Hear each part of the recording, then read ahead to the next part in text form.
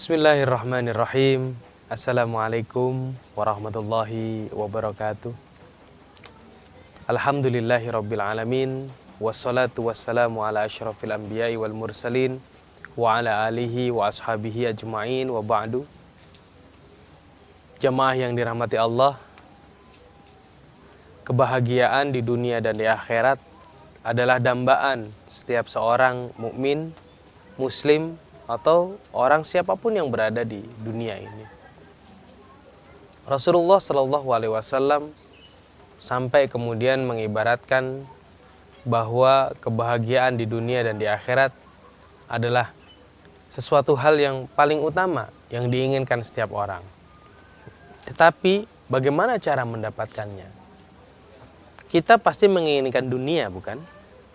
Menginginkan memiliki keluarga, memiliki kendaraan, memiliki rumah, memiliki fasilitas-fasilitas yang lain yang kesemuanya itu mempermudah kegiatan kita sehari-hari menjalankan kehidupan. Nah, Islam sebagai agama rahmatan lil alamin sudah mengajarkan kepada kita, siapa yang menginginkan dunia, maka dia harus memiliki ilmu. Man arada dunya fa alaihi bil ilmi. Barang siapa yang menginginkan dunia, maka dia harus memiliki ilmu. Memiliki banyak pengetahuan tentang suatu hal.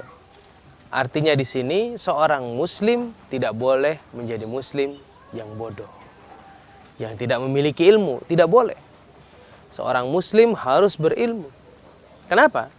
Karena ilmu jugalah yang kemudian membawa seseorang bisa mendapatkan akhirat. Man arada dunya fa alaihi bil ilmi. Waman aradal akhirah fa'alaihi bil ilmi. Sampai kemudian Allah Subhanahu wa taala membedakan perangai, perilaku, kebiasaan, keseharian antara orang-orang yang berilmu dengan orang-orang yang tidak berilmu. Dijelaskan dengan gamblang oleh Allah Subhanahu wa taala di dalam surat Az-Zumar ayat 9. A'udzu billahi minasyaitonir rajim. Bismillahirrahmanirrahim. Hal yastawil ladzina ya'lamuna wal ladzina la ya'lamun. Apakah sama kedudukannya orang-orang yang berilmu dan orang-orang yang tidak berilmu? Saya mengambil contoh satu saja. Dari satu kalimat namanya batu. Ketika orang dengan kalimat batu dan dia tidak memiliki ilmu yang luas, maka akhirnya dia memanfaatkan batu dengan apa? Dengan menjadi kuli batu. Yang setiap hari mengambil batu dari pasir, lalu kemudian diangkat di tempat, nanti lalu kemudian batu tersebut digiling lagi menjadi pasir. Setiap hari ini, memang seperti seakan-akan dia profesional di bidangnya sebagai tukang batu. Tapi bagaimana jika orang yang berilmu, lalu kemudian memanfaatkan batu itu dengan ilmunya? Alhasil yang dia urusi setiap hari bukan batu besar yang ada di kali, tapi yang diurusi dia setiap hari adalah batu ginjal orang-orang yang sedang sakit. Karena dia berilmu, ilmu kedokteran, mengerti ilmu kedokteran dan belajar, maka dia mengetahui tentang batu ginjal.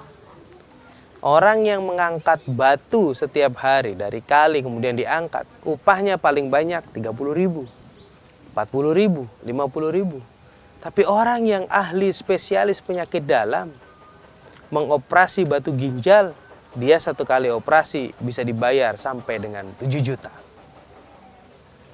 Derajatnya orang berilmu juga berbeda dengan orang yang tidak berilmu. Allah Subhanahu wa taala berfirman di dalam surat Al-Mujadalah ayat 11 disebutkan, A'udzu billahi minasyaitonir rajim.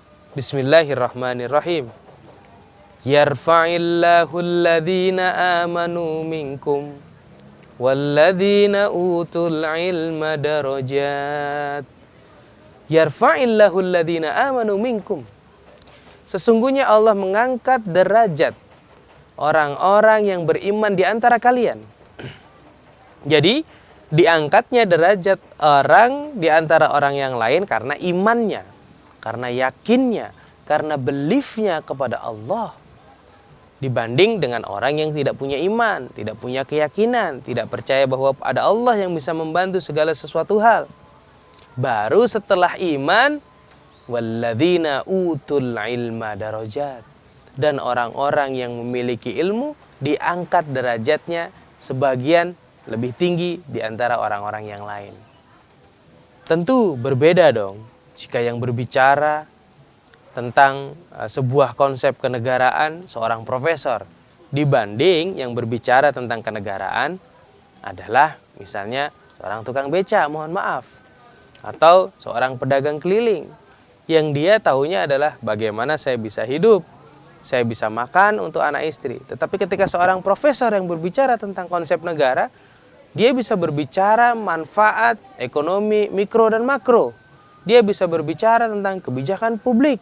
Dia bisa berbicara tentang aturan-aturan dan regulasi-regulasi tentang negara itu sendiri yang kemudian tujuannya untuk memakmurkan masyarakat.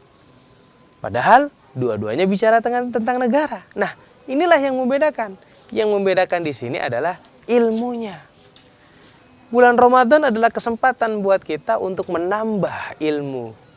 Pengetahuan agama, pengetahuan umum. Ilmu agama juga bagian daripada cara Allah menjadikan kita pintar.